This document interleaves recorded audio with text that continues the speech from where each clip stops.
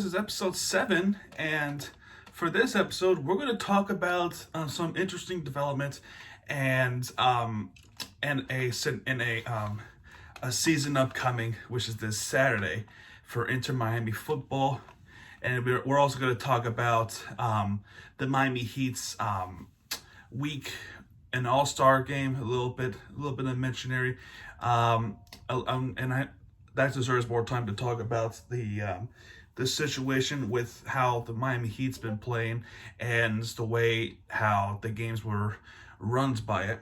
And then we're going to talk about the Florida Panthers, which is, I'm wearing the shirt. But let's get started with the Hurricanes. So with the Hurricanes, it's baseball time, everyone. And a little bit of breaking news with baseball. There has been progress. There's been progress with MLB. I heard they met for about 3 hours. So progress has been made. So who knows?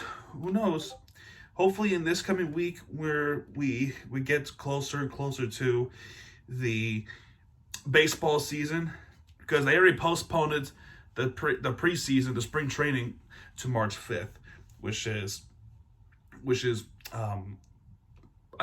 spring training is not as critical, but for the regular season, yeah, it's critical. We're getting to the critical point.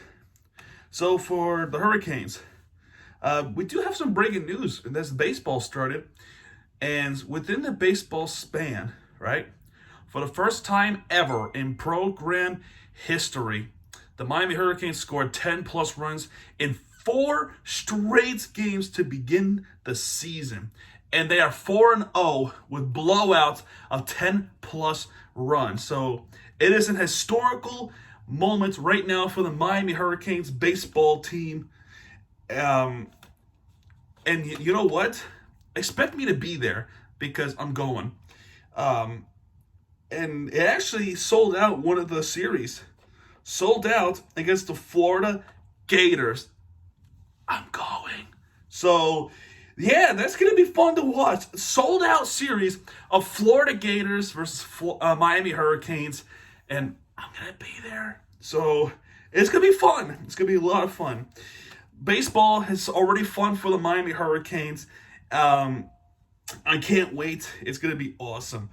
Now let's talk about basketball for this week. I didn't really caught up much of college basketball, but see, I already talked about... Actually, no, I did not. I did not talk about it. The Florida State Seminoles, Hurricanes beat them. This is women's basketball I'm talking about. Okay, here we go. Miami Hurricanes beat Virginia 71-55. Virginia Cavaliers here at Virginia. And then they beat Pittsburgh at home on Thursday, February 17th. And on Sunday, they beat the number 16th Georgia Tech with a very slow 51-39 victory over Georgia Tech. So, pretty good week for the women's basketball. How about the men's basketball? I watched some of the games. They were pretty good games, actually. Speaking of which, there is one coming up tonight. So, Wednesday the 16th, it was a close game, a very close game. And, oh my goodness, what a great game this was.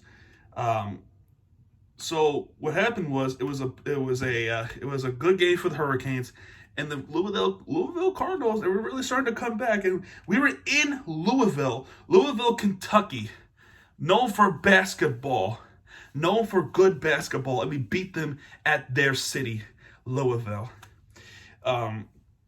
They were coming back very late, but we defended. And, Louisville, they got some issues. Louisville on the longest skid since the 1940 and 41 season. I feel bad for Louisville. They were known for great basketball. Just not a good season for them. And for this game, Wardenberg with 8 points. Isaiah Long with 15 points. Miller with 10 points. Moore with 15. And McGusty with 14 points. And finally, we have a game against Virginia. The women's team beat Virginia Cavaliers. I cannot say the same for the Miami Hurricanes. Unfortunately, when we were winning the game, unlike the Louisville situation, Virginia actually did come back and beat us in Miami.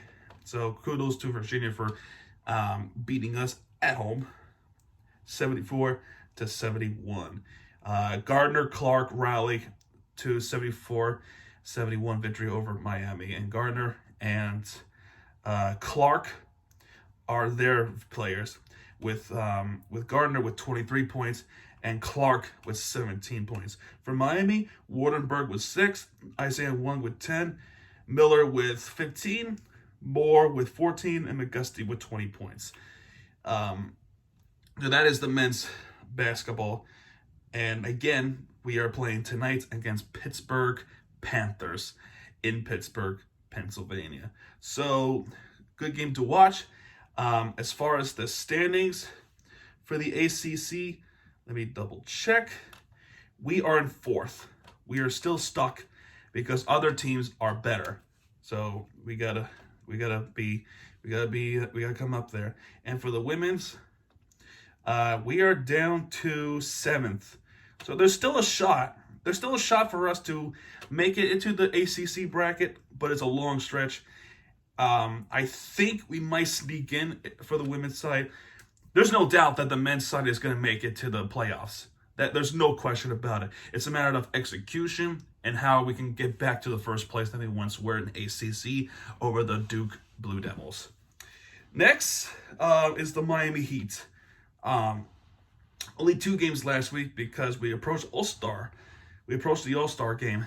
And for this game, the Dallas Mavericks, oh boy. So here's a story. My NBA League Pass crashed in the 4th quarter, and I missed a lot of the action. And thank you, NBA League Pass, for crashing, because I heard there was something controversial happened in that game. And with that scenario, it's been happening for pretty much since last month, since January. Before we talk about that, let's see. Dallas Mavericks beat us 107-99. The game that we should have had, but we didn't. And our defense collapsed. And also because I heard there was some controversial moment happened in that game, I gotta blame them too. So PJ Tucker with 6 points, Jimmy Butler with 29 points, Bam Adebayo with 21 points, Kyle Lowry with 13 points, and Duncan Robinson with only 5 points, and Yurtseven with 11 points as well. I don't know if it's just me or if anybody else feels this way, but there's some agenda against the Miami Heat. There is a clear and obvious agenda against us when we are already short-staffed. We don't have Oladipo yet. He's coming back soon, but we don't have him yet. Tyler Hero at one point did not play because has a soreness. What's going on? Why are we getting the bad treatment?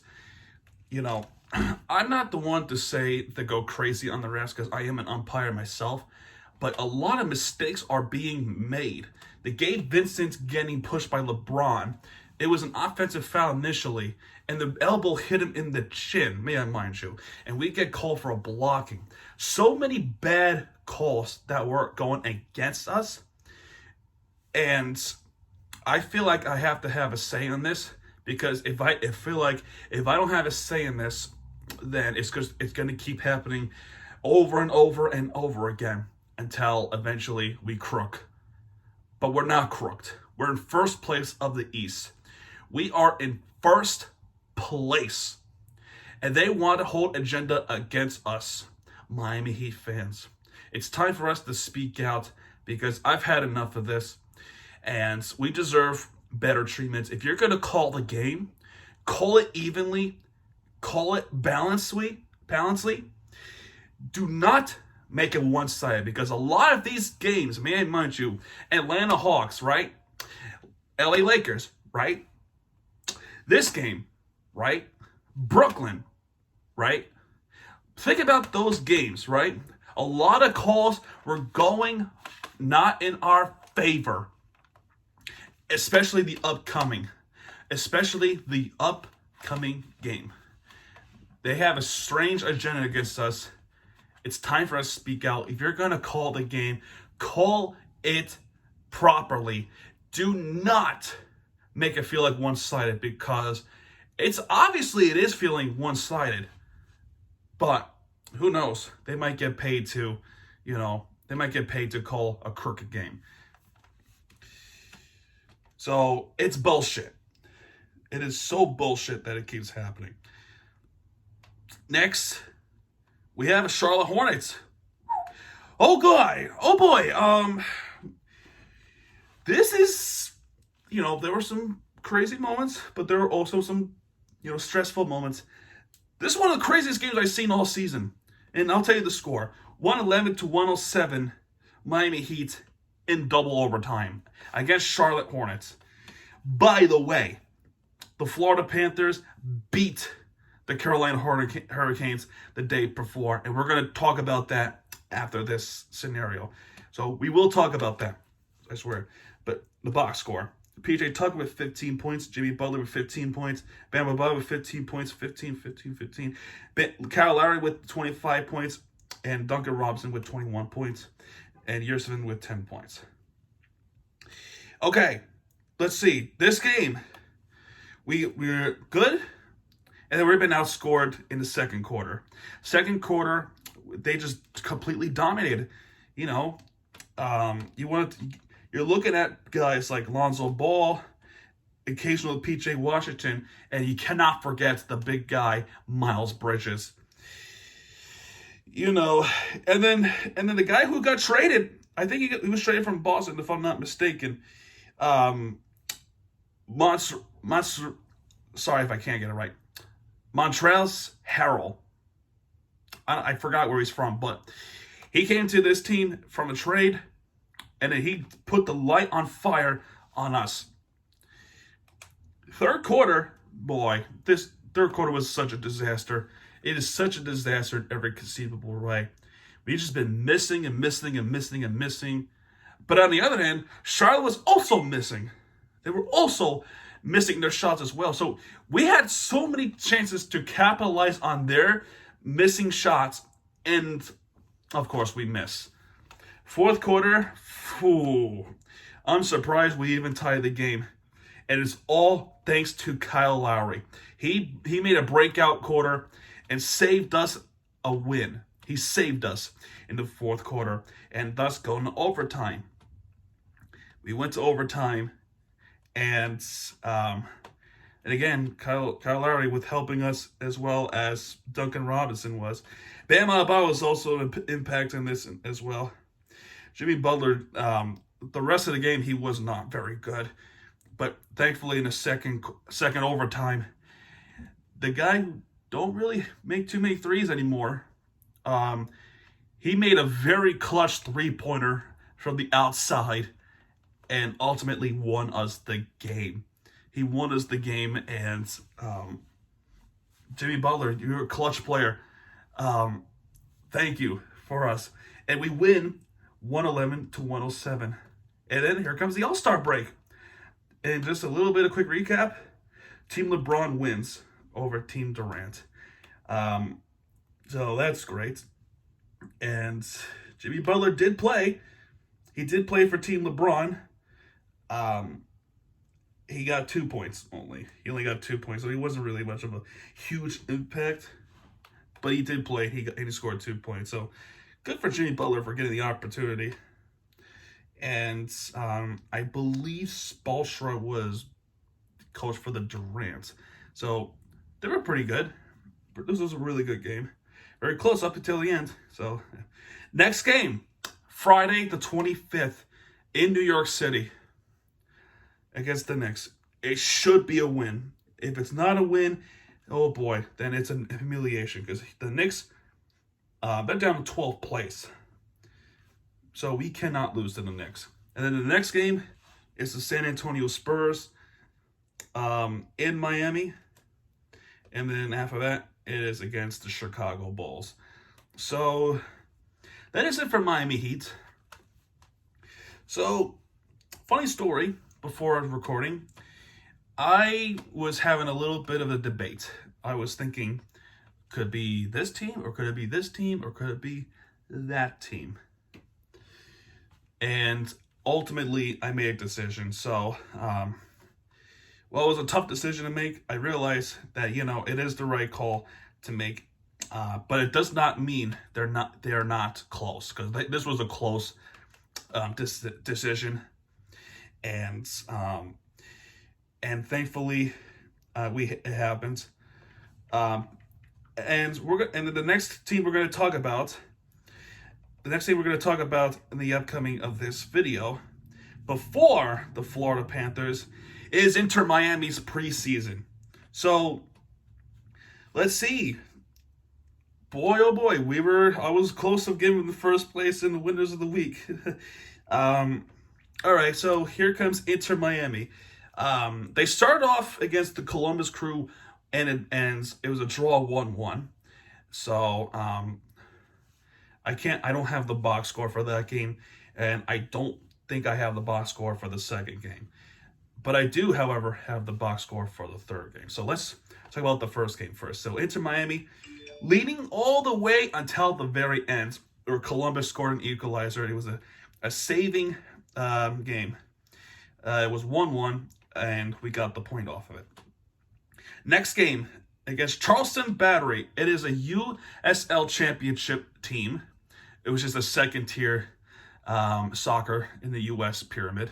Obviously, the first is the MLS, or maybe I think it's the first. I don't quite remember. It is the first. It is definitely the first, and it is a clarification right there. So it is the first for MLS, and a second for USL Championship. So they won against Charleston, 1-0, and then the third game that ultimately sealed the game for us, and ultimately winning it all in this little tournament, this little preseason tournament. A little bit of fun Charleston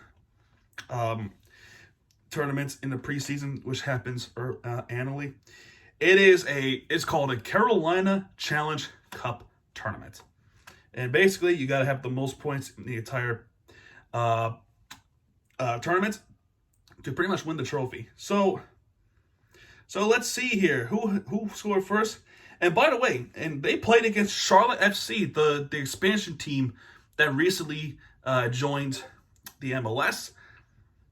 We all thought it was going to be Independence, but that ain't the case. So our first time playing against Charlotte FC in Charleston, South Carolina. By the way, all those matches I mentioned, they were all in Charleston, South Carolina, and I've been there. I love Charleston. It's such a nice place to go, and it's such a nice historic place to go. So you should check it out if you have time for a vacation. So let's see who scored. Yedlin provides a service. Campana with the finish. So Campana with the score to break the score. 1-0. It is the Ecuadorian that gets first goal over Inter Miami.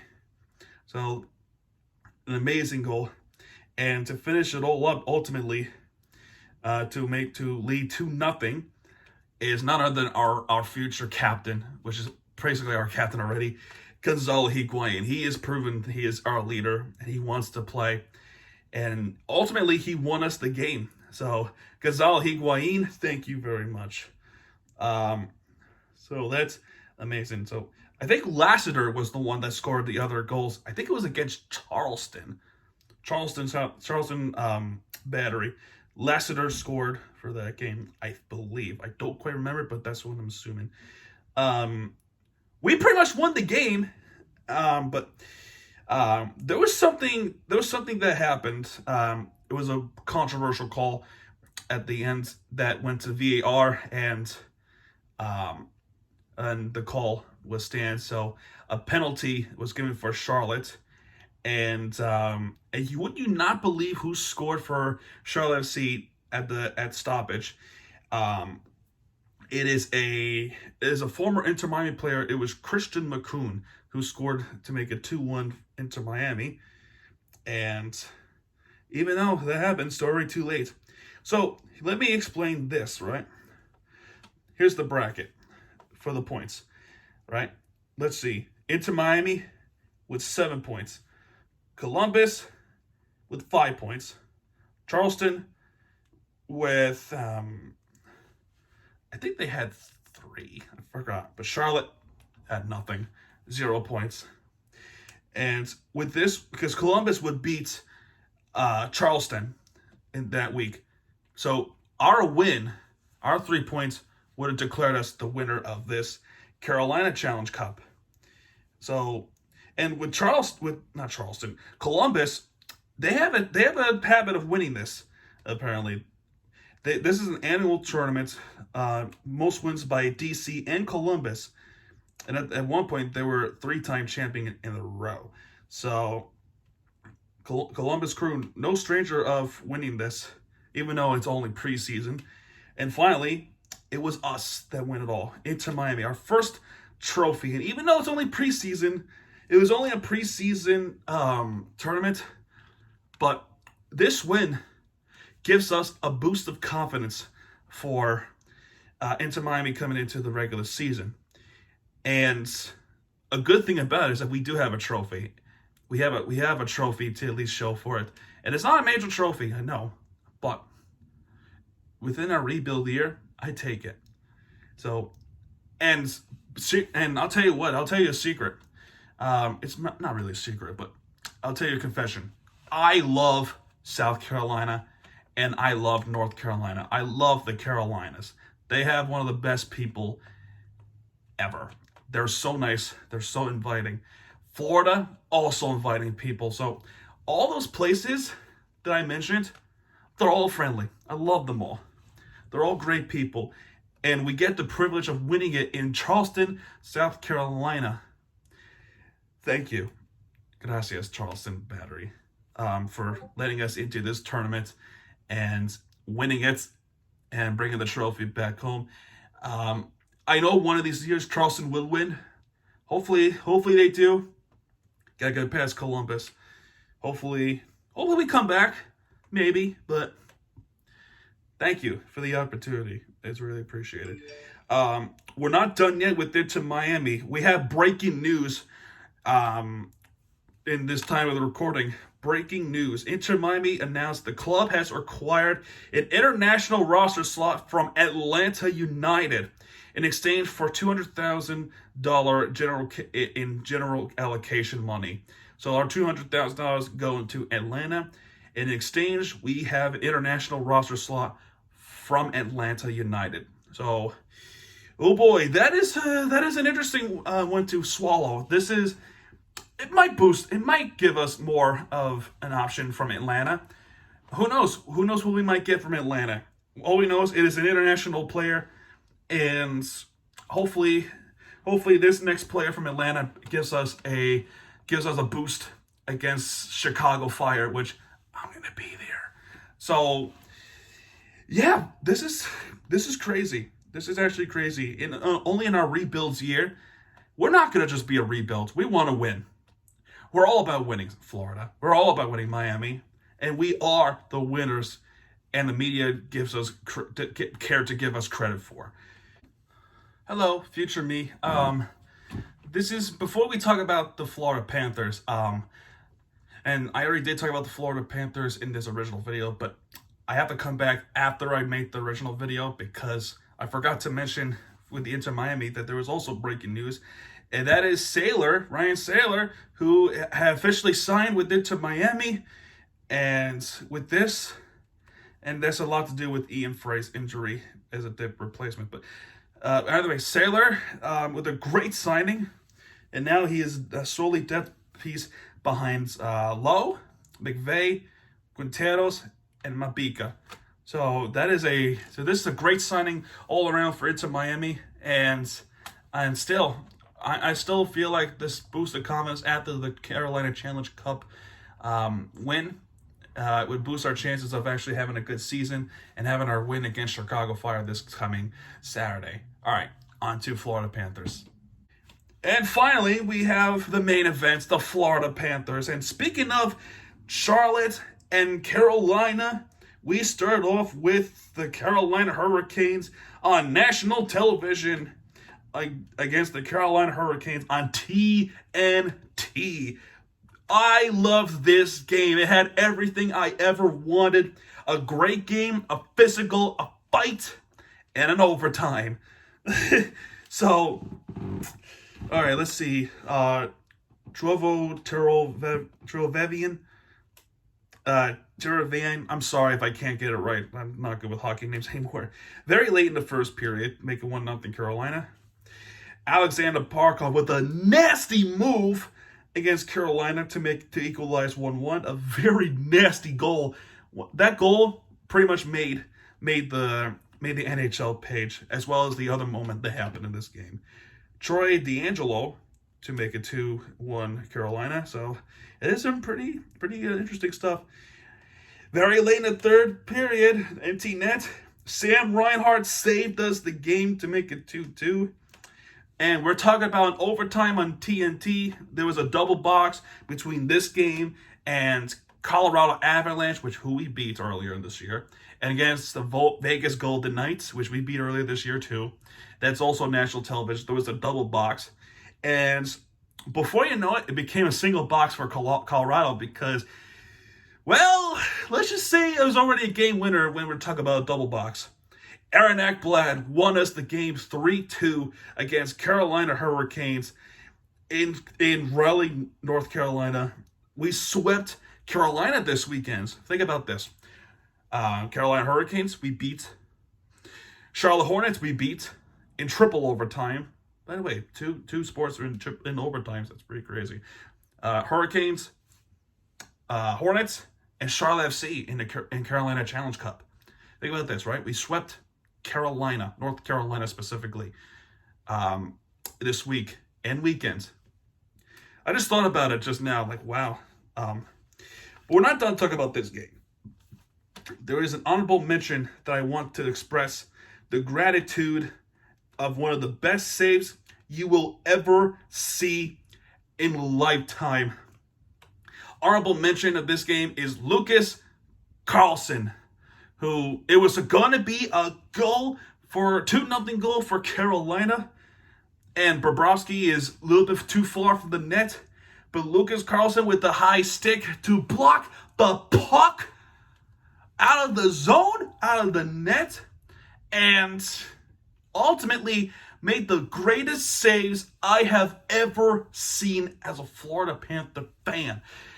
One of the best saves ever. Go check it out for yourself. Go to FLTeams.com. Go to FL Teams TikTok. Go to FL Teams YouTube channel, because that's the area, that's the channel where you will find that highlight.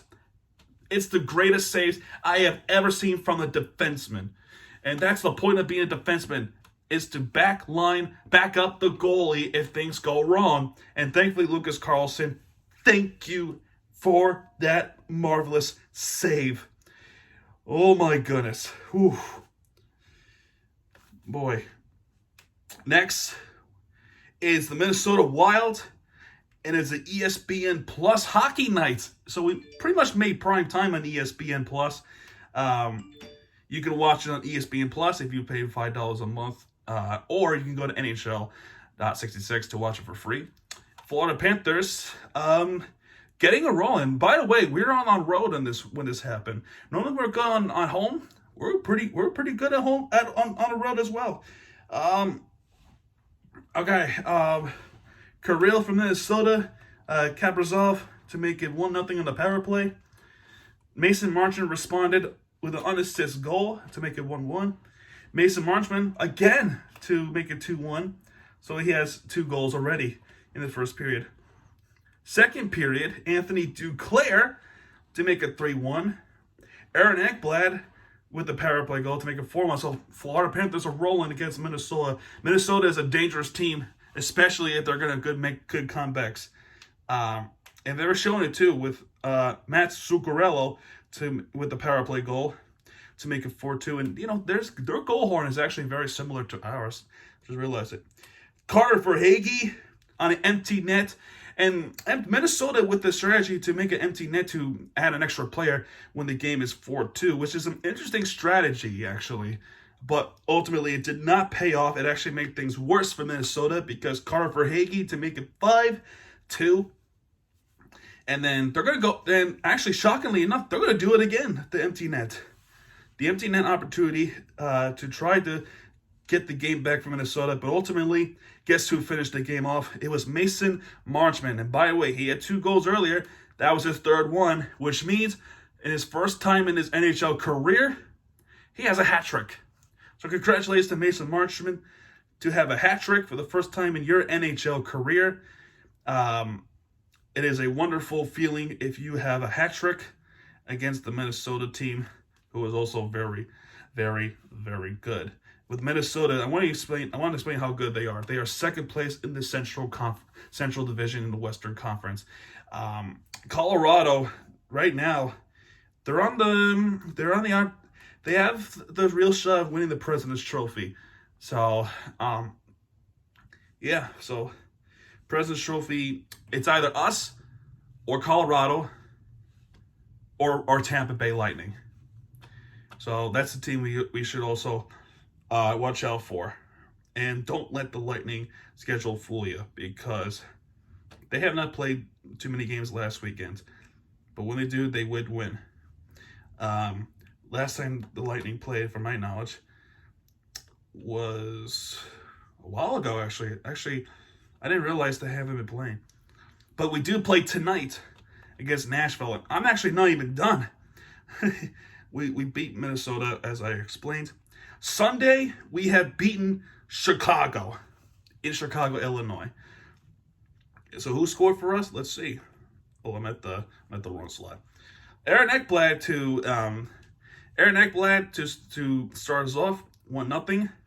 And it was Bobrovsky that also is on the net on that game, and I think he's also on the net tonight against Nashville. Patrick Kane to make it 1-1. Brandon Montour to make it 2-1 for Florida, and that's in the 2nd period. 3rd period, there were goals, plenty of them. Mackenzie Weegar, very early in the 3rd period. Caleb Jones to make it 3-2. Alexander Barkov to make it 4-2. And Anton Lundell to finish the game off 5-2. So we're scoring 5 goals, 2 games in a row, and that's on the road. You know, let's think about this. There were some crazy moments in this game.